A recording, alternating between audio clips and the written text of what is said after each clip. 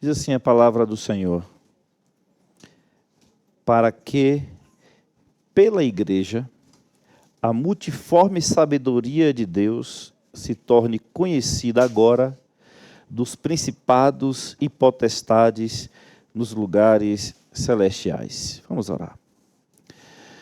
Senhor, nosso Deus e nosso Pai, nós somos gratos a Ti por estarmos reunidos, ó Deus, na Tua casa, na noite de hoje, tendo este privilégio, ó Pai, de poder adorar ao Senhor, de poder bendizer o Teu nome, ó Pai. Que o Senhor, em nome de Jesus, Deus, possa nos abençoar na noite de hoje, trazendo, ó Pai, graça, misericórdia, luz, para que possamos percorrer o Teu caminho, que é este caminho de luz. Nós te pedimos, ó Deus, que o Senhor ilumine a nossa mente agora, para que possamos compreender a Tua palavra, que é viva e eficaz, mais cortante que espada de dois gumes. Deus, o que o Senhor venha nos dar a compreensão exata daquilo que é a Tua igreja e o que ela representa neste mundo e também no mundo espiritual e no universo. Fala, pois, conosco, é o que te pedimos em nome de Jesus. Amém. Meus amados irmãos, este é um capítulo da palavra de Deus, capítulo 3, que nos mostra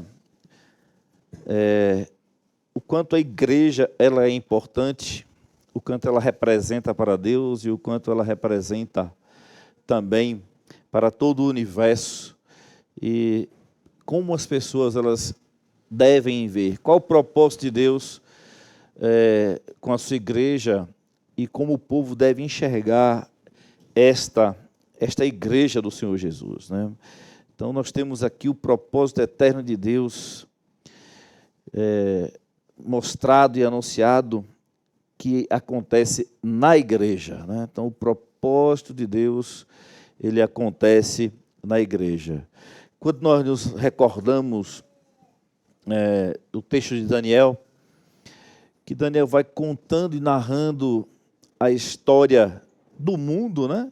Praticamente ali, e ele vai mostrando alguns animais que representam os reinos que iriam se levantar no mundo inteiro, né?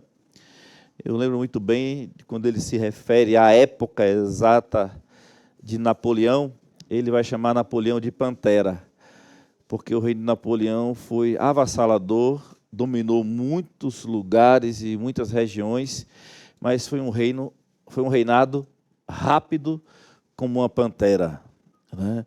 Então, não sei quantos irmãos conhecem essas metáforas que Daniel utiliza em seu livro para falar sobre os reinos que se levantariam, né, os impérios que se levantariam, e ele dá uma narrativa completa ali de pelo menos 470 anos, do tempo que ele estava profetizando, até o tempo em que Jesus veio a este mundo, e até o tempo que Jesus nasceu. E a gente pôde perceber, então, ali, que tanto nas regiões celestiais, né, no mundo espiritual, quanto na história que a gente acompanha aqui nos nossos dias, contando eras e contando tempos, a igreja, ela é o principal, ela é o palco principal, onde Deus mostra para todo o universo a sua graça, o seu amor e principalmente a sua sabedoria.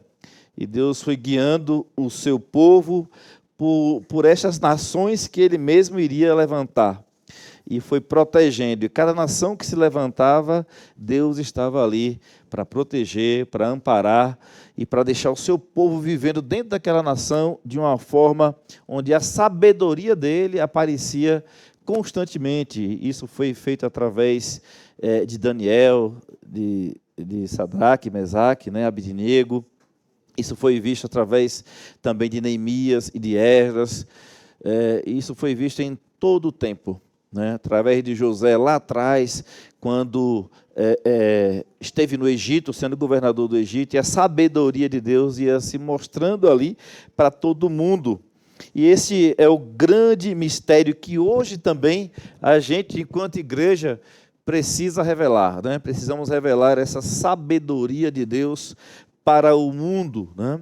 E o apóstolo Paulo, estando preso, ele pôde então, nesses versículos aí do capítulo de número 3, mostrar isso para a igreja que estava ali em Éfeso, e mostrar que a igreja ela é tão diferenciada que mesmo Paulo preso, ele só consegue falar de liberdade e da felicidade de até com as suas algemas ele poder servir a Deus, né? Por esta causa, eu, Paulo, sou prisioneiro de Cristo por amor de vós, gentios. Se é que tendes ouvido a respeito da dispensação da graça de Deus, a mim confiada para vós outros.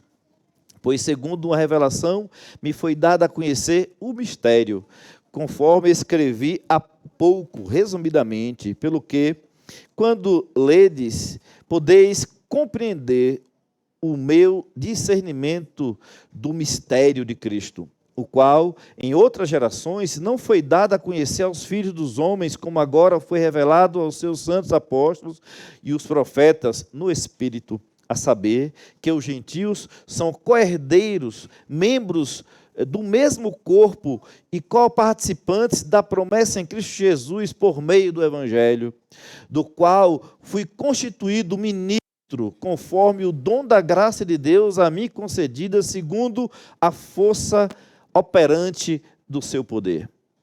A mim, menor de todos os santos, me foi dada esta graça de pregar aos gentios o evangelho das insondáveis riquezas de Cristo e manifestar qual seja a dispensação do mistério, desde os séculos oculto em Deus, que criou todas as coisas. E o clímax, então, aqui do capítulo 3, para que, pela igreja, né, formada de gentios e de judeus, a multiforme sabedoria de Deus se torne conhecida agora dos principados e potestades nos lugares celestiais. Então, veja que o apóstolo Paulo está muito empolgado com essa possibilidade de que os gentios agora, através do evangelho, o mistério, né, que é o evangelho, que foi revelado também para eles, e não somente para os gentios, que o mundo espiritual, que os potestades do ar, possam olhar para a igreja e enxergar o propósito de Deus, né, que é de juntar todas as nações da terra na sua igreja, né, e fazer uma mistura grandiosa do mundo inteiro, para que possa formar assim a sua igreja, de maneira que Satanás, os demônios e todas as hostes celestiais possam olhar e enxergar esse mistério maravilhoso que estava oculto nos tempos passados, mas que agora pela igreja, ao olhar para a igreja, ao visualizar a igreja, não somente a potestade do ar, mas o mundo inteiro possa contemplar ali a sabedoria de Deus em formar o seu povo. De maneira que a igreja, na visão de Deus, é a sua própria glória, né? É o corpo de Cristo, é o corpo glorioso de Cristo. E é assim que nós devemos nos enxergar, para que desta forma nos impliquemos, né, diante do mundo, né, que consegue nos ver, e diante também do mundo que nós não conseguimos ver, mas que nos enxerga e vê na igreja a sabedoria de Deus, de maneira que eles não podem tocar nesta igreja, porque a sabedoria de Deus ela foi expressa aí através do Evangelho. Veja que João Calvino diz que Efésios 3 revela o teatro da glória de Deus manifestado no corpo de Cristo. É um espetáculo para Deus, a igreja. E as hostes, né, do mal, ao olhar, não sabe como fazer, não tem como fazer, porque as portas do inferno não prevalecem contra a igreja de Cristo, né?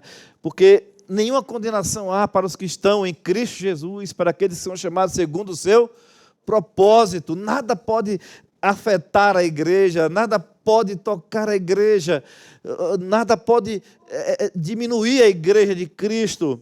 Ela é, de fato, o corpo glorioso de Jesus Cristo.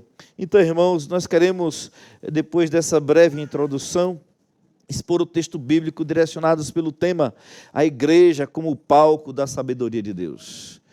A igreja como o palco da sabedoria de Deus.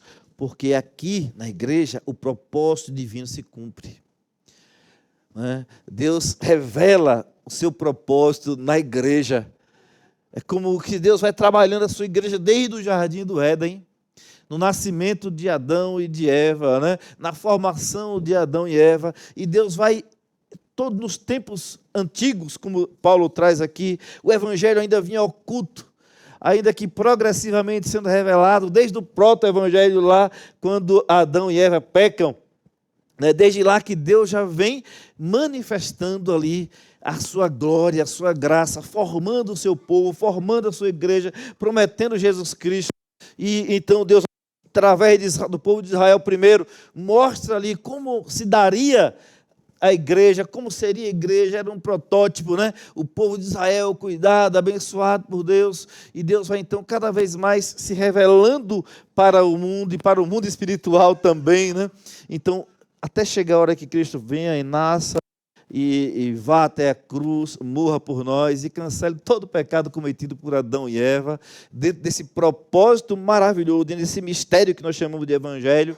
E aí Deus então, na igreja, Ele forma o palco quase que final de toda a sua história. Porque agora Ele reúne pessoas de todas as nações da terra dentro da igreja, que é formada pelo corpo de Cristo. Então, vejam que a igreja, ela de fato é o palco da sabedoria de Deus, porque aqui Deus cumpre o propósito. Veja que logo no início do texto, do versículo 10, nós temos um aí exatamente, né? Para quê? Né? Para quê? Pela igreja, né? Então, para quê? Então, do versículo 1 até o versículo 9, nós vamos ver que Deus vai revelar o seu ministério, o seu mistério ao seu povo, vai revelar o mistério para os gentios, e Paulo é chamado para ser o apóstolo para pregar aos gentios, e Paulo então vai fazer essa junção maravilhosa entre gentios e também os judeus, que é a igreja de Cristo, né? O povo de Deus. Paulo apresenta o motivo pelo qual Deus revelou o seu mistério. Mostra algo muito grandioso. Mostra algo ao mundo espiritual. A igreja, ela não existe do mero acaso.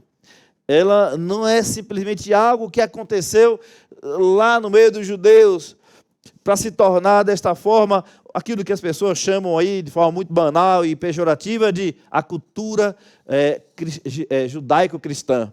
Né? Não, nada disso. Deus veio providenciando a história da igreja desde Adão e Eva e mostra para Satanás exatamente isso. A igreja, ela não existe por acaso. Ela é parte de um plano eterno, né? Que Deus forjou antes mesmo da fundação do mundo. Efésios 3:11, conforme o eterno propósito que estabeleceu em Cristo Jesus, nosso Senhor. Então a igreja, ela é eterna e ela tem um propósito eterno. A igreja, meus irmãos, ela não é um clube, não é um produto humano. Nossos ministérios, cultos e decisões precisam estar alinhados ao propósito de Deus.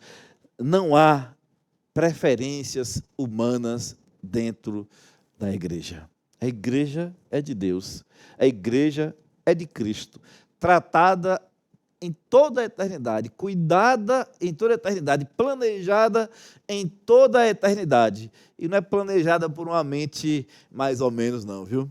É planejada pela mente de Deus, pela sabedoria eterna de Deus. Então, nós somos o palco, né, para mostrar essa sabedoria maravilhosa de Deus. A igreja, como um palco da sabedoria de Deus, em segundo lugar, é por ela, pela igreja, né? A igreja, então, ela é um instrumento de Deus, né? Ela é um instrumento de Deus para, então, as pessoas enxergarem esta sabedoria maravilhosa do Senhor e Salvador Jesus Cristo, de Atens Eclesias, né? Então, é para que mostre a Deus, a igreja ela é usada como instrumento do Senhor. Então veja aqui logo aí no início do versículo, para que?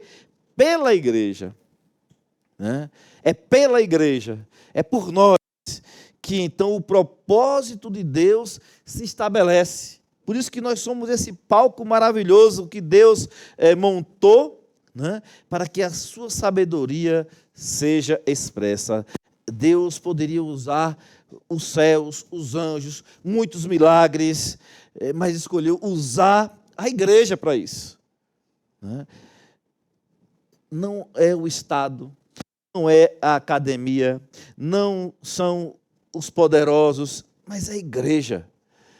Então, por nós, Deus escolheu mostrar aquilo que é de maravilhoso na sua pessoa, que é a sua sabedoria, um atributo que Ele comunica para todos nós. Então, as pessoas, ao olharem para a igreja, né, elas vão enxergar a sabedoria de Deus muito mais. O mundo espiritual hoje, quando olha para a igreja, também fica totalmente perdido, sem saber o que fazer, porque não tem mais o que fazer. Quando Cristo morreu na cruz, Ele diz, está consumado. A igreja foi salva. O propósito de Deus se cumpriu.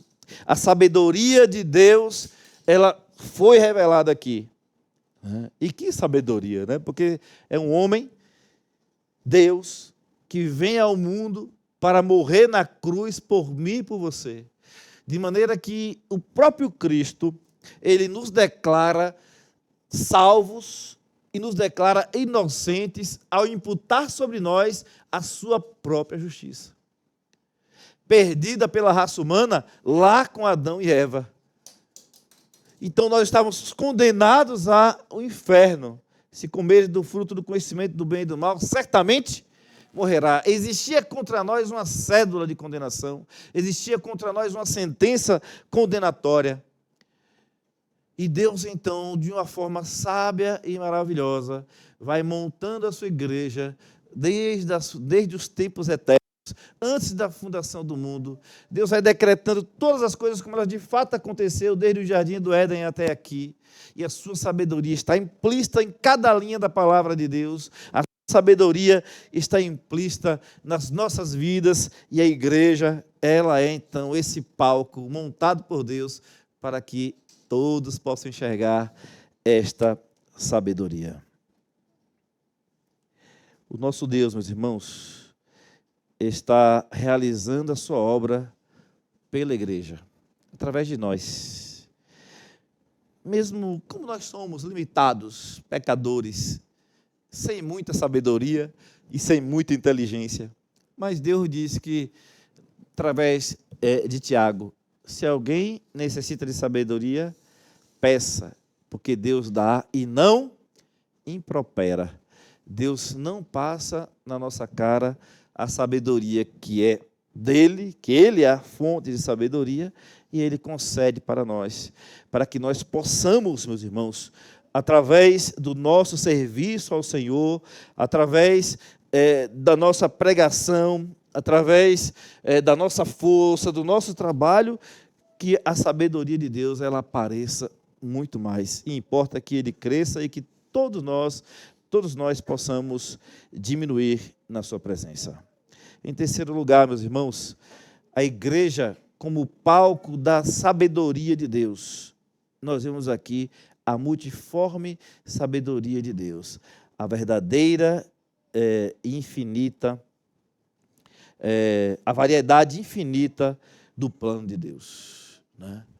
Então nós vemos aqui a variedade infinita do plano de Deus. A palavra multiforme, né, significa multicolorida, multifacetada, complexa.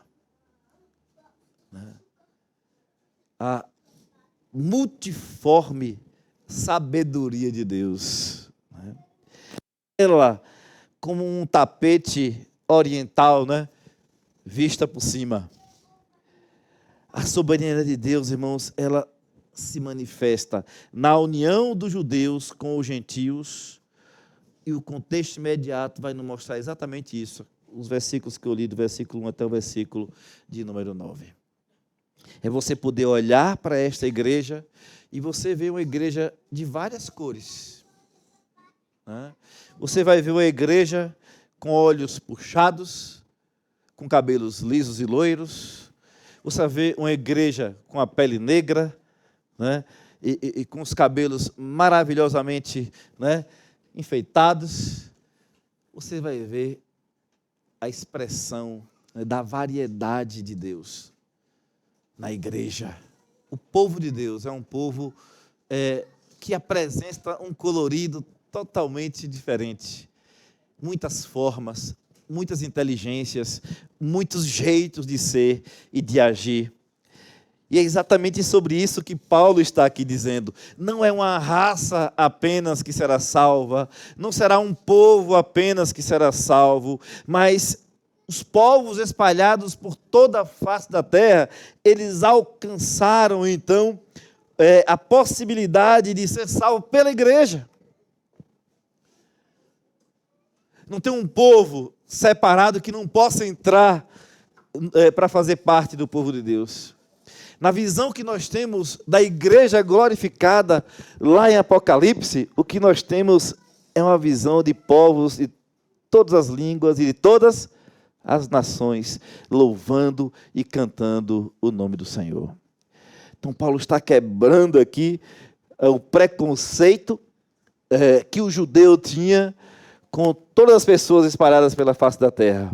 E eles entendiam então que somente eles deveriam ser salvos, que Deus era deles, pessoalmente deles, e que ninguém podia ter mais Deus.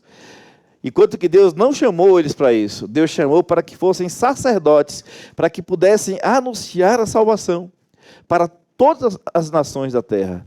E eles então falharam enquanto sacerdotes. Ele disse: não, Moisés, nós não queremos ser sacerdotes. Ficaram com medo de Deus. Sobe tu no monte e fala tu com Deus, e o que o Deus te falar, você fala com a gente. Então coloca Moisés nessa posição de comunicar-se com Deus e depois passar para o povo, né? Tiveram medo de ser sacerdotes. A igreja de Cristo, o sacerdócio real, né?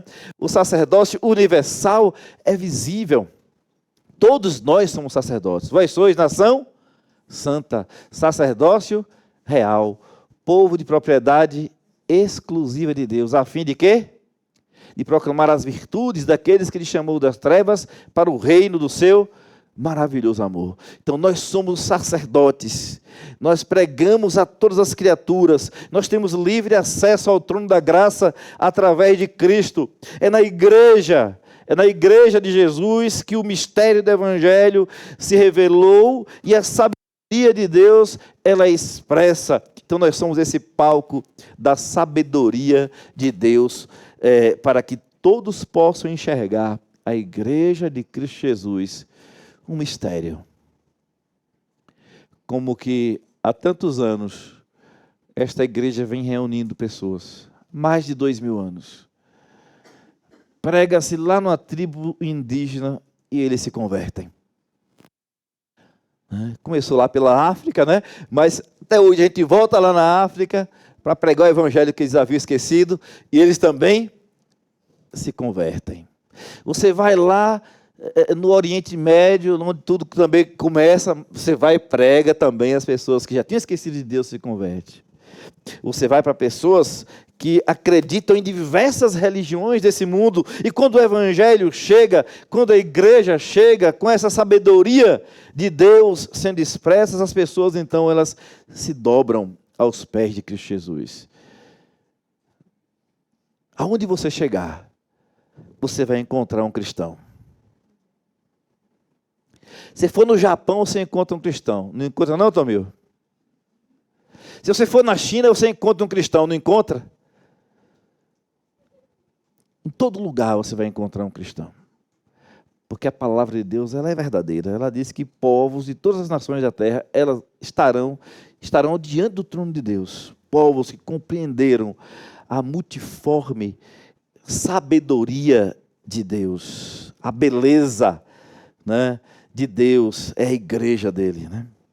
A sabedoria de Deus ela se manifesta exatamente nessa união dos povos, das raças, na presença do nosso Senhor. Na salvação, vocação e santificação do povo. Na diversidade de todos os dons. É a multiforme sabedoria de Deus. São muitos os dons que nós temos na igreja. Uns pregam, outros cantam, outros tocam, outros servem, outros evangelizam mais. São vários os dons, né? São variados.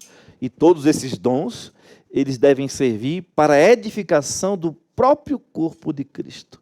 É tudo muito perfeito. Se nós tivéssemos a oportunidade de olhar a igreja como o mundo espiritual olha, né? Como os demônios enxergam a igreja, nós ficaríamos de queixo caído, né? Nós ficaríamos abismados, porque eles enxergam a igreja exatamente como ela é, um espetáculo de Deus, onde a sabedoria de Deus se mostra.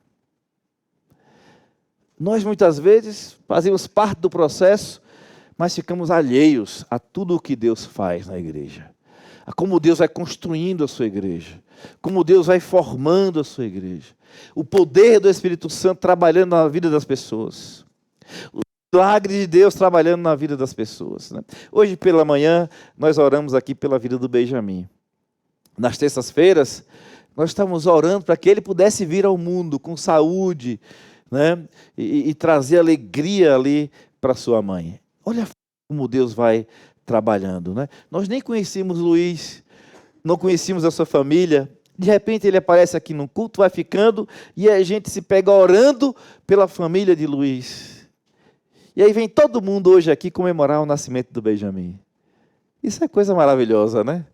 A gente querendo o bem de pessoas que nós nem conhecemos. Nós oramos por pessoas que nem conhecemos, né? E através das nossas orações, que são insensadas na presença de Deus, como diz lá em Apocalipse, né? Chega diante de Deus, e lá Deus responde com trovões, vozes e relâmpagos, e joga sobre a terra a vontade dEle. Mas veja que a igreja, ela participa do processo.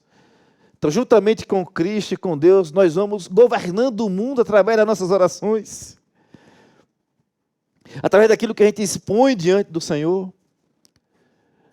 Então, essa multiforme sabedoria de Deus, irmãos, ela é expressa, ela é mostrada como num grande espetáculo para quem precisa ver.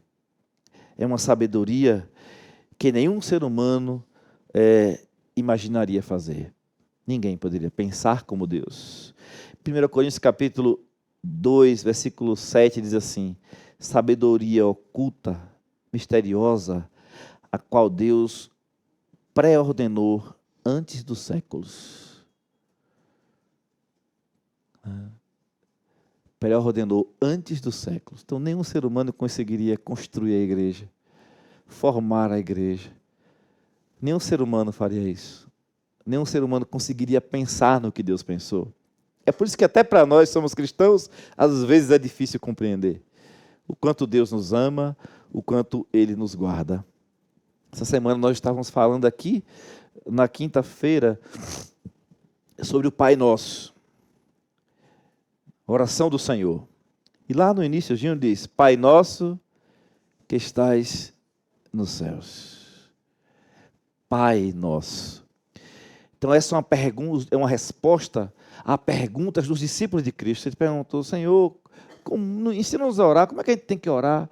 E Jesus, então, quando vocês orarem, vocês vão dizer assim: Pai nosso que estás nos céus. Então, o próprio Cristo, que do céu desceu, que está dizendo a forma correta de orar, né? E eu estava pensando, Tatiane Joaquim disse assim, eu quero falar com mamãe, disse para a babá, né? Eu quero falar com mamãe, eu quero mandar uma mensagem para a mamãe. Aí, Mônica disse, que é a babá, disse, então pode falar, vou botar aqui, você fala. Aí ele ligou, falou com a mãe, dizendo assim, mamãe, aqui é Joaquim, o seu filho amado. Está gravado, viu? Aí eu fiquei dando muita risada com isso depois e pensando, né? Ele dizendo, aqui é o seu filho amado, né? Então ele tem certeza que a mãe o ama, né? E eu fiquei pensando assim, né? Eu fui um pouco, fui idiota, uns 2 minutinhos. E aí eu disse assim, eu fiquei pensando, será que Deus ama a gente como a gente ama os nossos filhos? Isso não é uma tolice minha? É ou não é? Mas assim, quem tem filho sabe aí, né? O quanto a gente ama os filhos. E parece que nem Deus nos ama o quanto nós amamos os filhos. Mas eu queria dizer para você que Deus ama nossos filhos muito mais do que nós, quanto mais a nós mesmos, né? Ele nos ama de tal maneira, né? Aí Deus disse assim para mim, né? Você não está sabendo o que está pensando. Lá na Bíblia está lá, né? Deus amou o mundo de tal maneira. Então, é uma maneira tal, é uma maneira que nenhuma língua humana pode retratar. Então, a gente traduz assim para o português, né? De maneira tal. Mas lá nos Estados Unidos, para o inglês, eles vão traduzir parecido, porque não tem nenhuma palavra que explique o quanto Deus amou o mundo ao dar o seu filho para morrer por nós. E eu fico aqui perguntando se Deus ama mais do que a gente ama os nossos filhos. É totalmente diferente. Não é nem uma gota no oceano. Em todos os mares do mundo. Não é nem uma gota o meu amor pelo meu filho, se eu for comparar com o amor que Deus sente por nós. Deus nos ama profundamente. Deus ama a sua igreja profundamente. E quando nós nos tornamos a expressão da sua sabedoria, né, as pessoas, o mundo deve olhar para nós e ver também esse amor de Deus nas nossas vidas. Porque o que ele vai enxergar é isso. Porque é incrível a forma como Deus planeja entregar o seu Filho Jesus, gerado eternamente dele, para morrer por nós na cruz do Calvário. Então o mundo vai enxergar uma grande sabedoria, porque ele diz, jamais um ser, qualquer que seja, que exista no mundo, vai poder entregar o seu Filho, que nunca cometeu nenhum erro, nenhum pecado, por um bocado de gente ruim e pecadora como nós. Então isso é a sabedoria de Deus que a igreja expressa, porque pega de surpresa o mundo espiritual. Os inimigos eternos de Deus, as hostes celestiais, elas são tomadas de surpresa quando Deus entrega o seu filho para morrer por nós. Ele não é capaz de fazer isso, e ninguém vai ser capaz de fazer isso. E a igreja, com todo esse amor presente de Deus nas nossas vidas, o evangelho nas nossas vidas, ela surpreende a todos. Somos o alvo deste amor e somos o palco da sabedoria multiforme de Deus. Cada membro da igreja é uma cor desse tapete maravilhoso, né? Lá oriental, quando a gente vê de cima, é lindo aqueles tapetes. Nossas diferenças não são ameaçadas. São expressões da sabedoria de Deus. Somos diferentes, mas essa diferença é exatamente a expressão da sabedoria de Deus.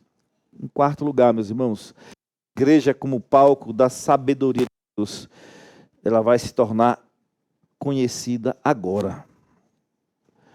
O momento da revelação é agora. As pessoas vão nos conhecer agora. Né? Vejam no texto bíblico, para que pela igreja a multiforme sabedoria de Deus se torne conhecida agora. A multiforme sabedoria de Deus se torne conhecida agora. Este é o momento. Nós estamos vivendo o momento onde o palco foi montado. E cada movimento nosso na igreja, né, é uma cena assistida, né? É uma cena vista.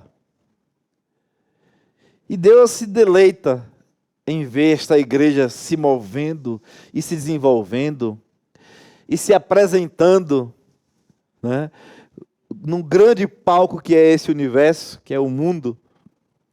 E Deus se deleita conosco, né? De ver as nossas diferenças se encontrando e muitas vezes as brigas acontecendo, mas aí o Espírito Santo vem e faz você pedir perdão, né?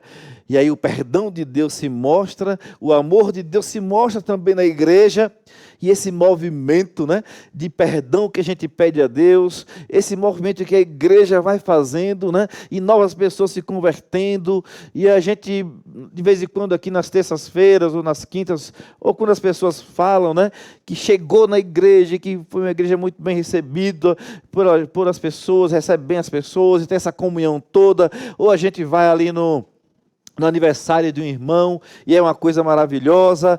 A gente vai no casamento de um irmão, é uma coisa maravilhosa. A gente vai aqui, né, no Junta Panelas, a gente fica ali brincando e conversando e se alimentando junto.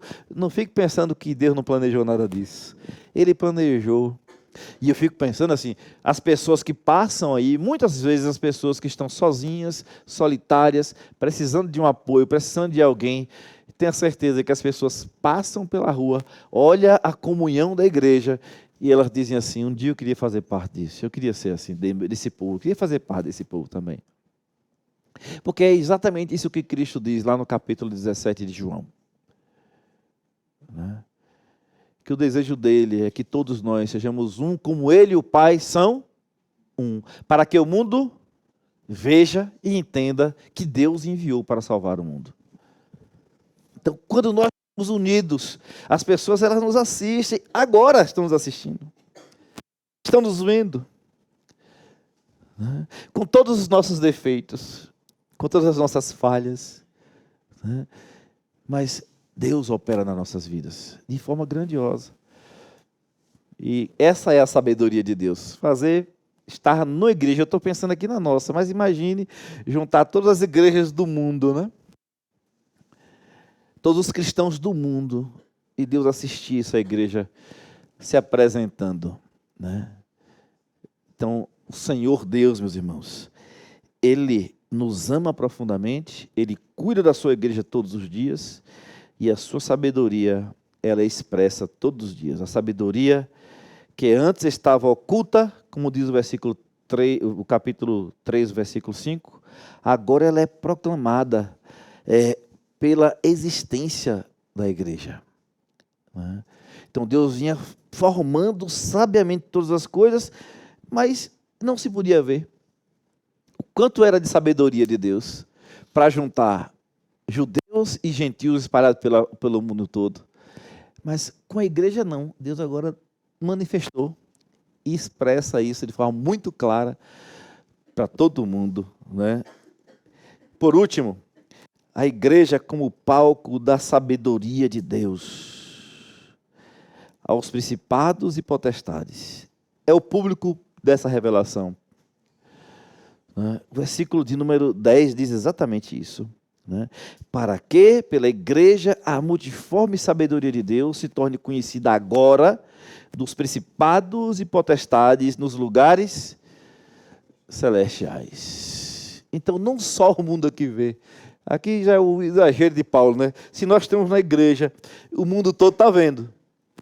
Mas quem vê muito mais claro e assiste de forma espiritual é exatamente, né, os principados e potestades nos lugares celestiais. Eles então assistem à sabedoria de Deus expressa pela existência da igreja, né, que é o palco onde se expressa essa sabedoria do Senhor Deus Todo-Poderoso. Né? Esses termos se referem também, né, aos anjos santos, mas também se refere aos poderes malignos.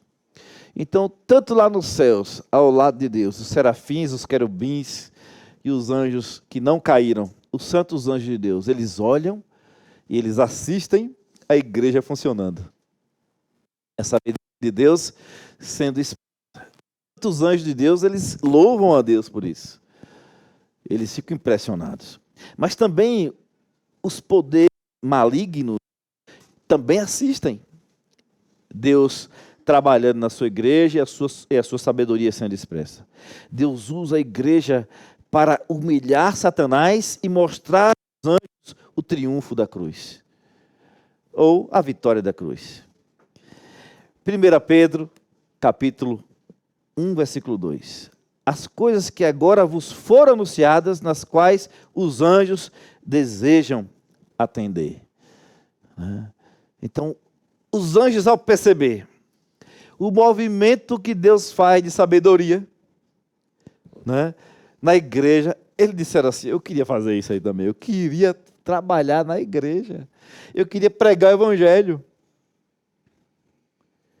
E Deus disse: não, quem vai fazer é Alisson.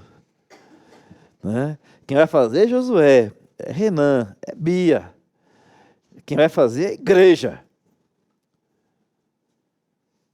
A igreja que vai mostrar a minha sabedoria. Os anjos dizem: olha que negócio bom, né? Ele pregou, falou de Jesus, e aquela pessoa que era um drogado, que era um prostituto,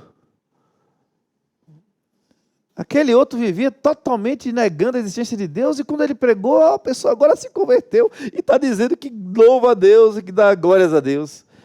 Então é a sabedoria de Deus, irmãos.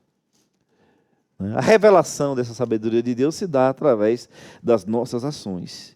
E às vezes nós não nos damos conta disso. A igreja é um espetáculo cósmico, mais belo do que qualquer aurora boreal. Nada se compara a esse espetáculo.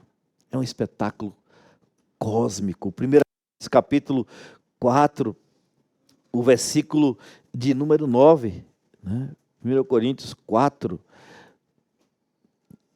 o versículo de número 9, nós vamos ver isto aí.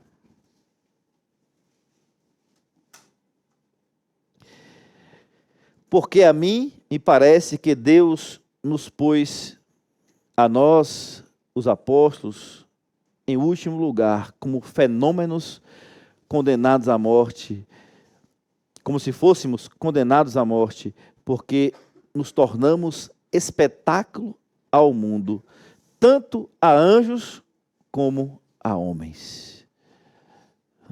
Então, veja que a igreja do Senhor Jesus é de fato um espetáculo cósmico, tanto na terra como no mundo espiritual.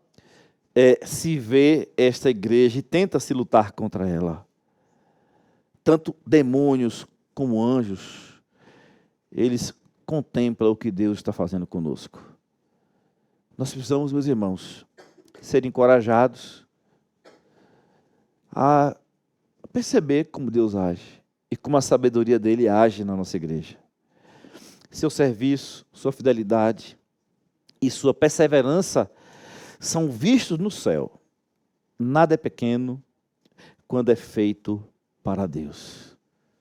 Cada um, no palco da igreja, desenvolve uma cena acompanhada tanto por Deus, quanto pelos anjos, quanto pelos homens.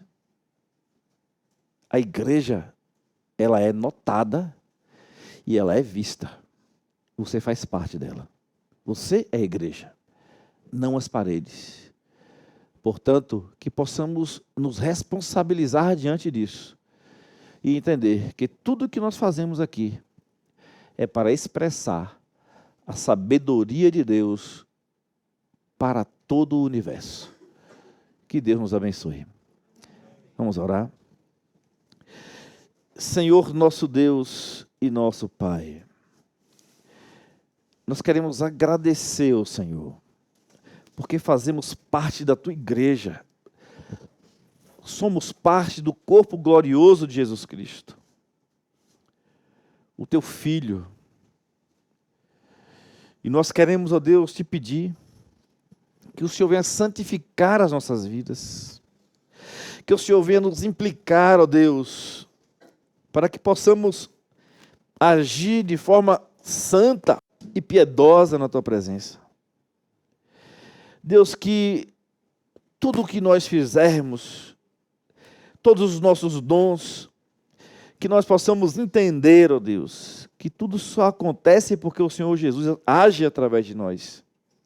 Ele diz: sem mim nada podeis fazer. Somos a tua igreja invencível. Somos a tua igreja, ó Deus, salva. Nenhuma condenação há para os que estão em Cristo Jesus. Nenhuma. Nada pode, ó Deus, nos impedir. O Senhor já nos salvou. Todo o universo, não existe nada que possa interromper a nossa salvação. Somos do Senhor e assim o seremos para todo sempre, como nos disse o Senhor Jesus: aquele que o Pai me deu, de maneira nenhuma lançarei fora. Estamos seguros nas mãos de Jesus Cristo, que morreu pelos nossos pecados e que enviou o Espírito Santo da promessa para que sejamos consolados e cuidados por Ele, até a consumação. Em nome de Cristo que nós oramos, agradecidos por tudo. Amém.